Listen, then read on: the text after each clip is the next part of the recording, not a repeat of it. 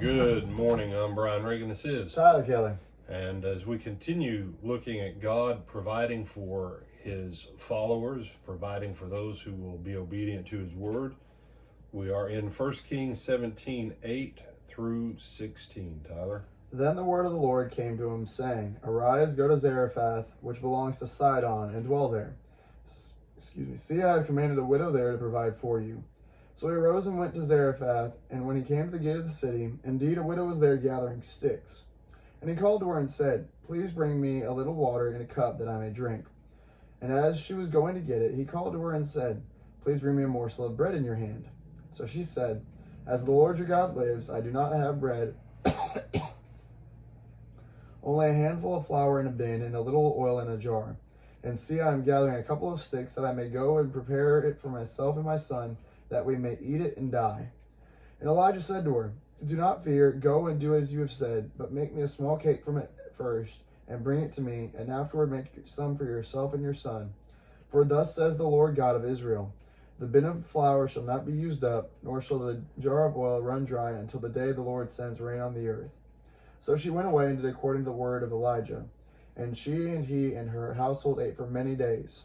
The bin of flour was not used up, nor did the jar of oil run dry, according to the word of the Lord, which he spoke by Elijah. All right. So, chapter 18 will open up, and it came to pass after many days that the word of the Lord came. So, how long? Well, at best, maybe 1 or 2 days from the time he leaves the widow's house in Zarephath till the showdown at Mount Carmel. So, however long he was by the brook Kerith, with the ravens feeding him bread and meat, we don't know exactly. I'm going to figure probably about a year and a half maybe, till that natural spring dried up that actually feeds into the River Jordan. That's just a guesstimate. But listen to the Lord. Go to Zarephath. Go outside the physical boundaries of Israel. Why? Because they're not under this 3.5 year drought thing that's going on. Okay? And this widow, now, I don't know. I don't know what the Lord did or didn't say. I got no clue. But she says, it's time for us basically to die. We're going to eat one more meal and then we're going to die. And part of that meal apparently is going to be sticks. Yeah. Now, lest you think that's weird, now there's 2 possibilities on the sticks. One for the fire to cook it. The other, though, is for a long time people have used sawdust, wood pulp, wood fiber to supplement their food. Okay? And Elijah says, yeah, don't worry about it. Do what you said. Make a small cake for me, though, from it first.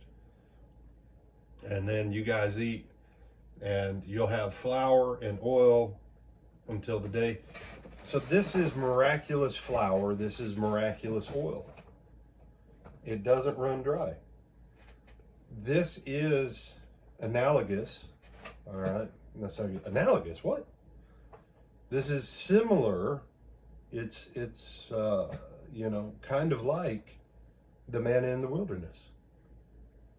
It's kind of like Jesus and the feeding of the 5,000 and the feeding of the 4,000. When did the bread and the fish stop multiplying?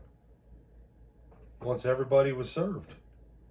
And then they kept eating and eating till they were full. And what was left over? Well, 12 baskets. Okay.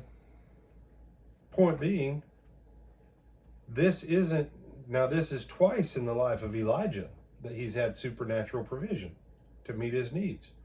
Jesus gave supernatural provision. Moses, 40 years of supernatural provision. You say, well, when they got in the land of Israel, they were going to have to work again. Yeah, go back and read Deuteronomy. The way they were going to work was that inside the borders of Israel, it would be like the Garden of Eden if they do what the Lord told them. And here it says the Lord commanded this woman, And then it told us right before that, in what we saw yesterday, that Elijah did what the Lord commanded. Are you seeing a connection here? If you do what you're told by the Lord, you get what he says you get. This is what's called the law of causality. God says do this in order to receive that. So then you do it. And then you receive it. But you have to hear it and obey it. You say, well, you have to believe too. Well, yeah. But even if you don't necessarily believe, go on ahead and do it anyways. Because sometimes your belief will run behind your obedience.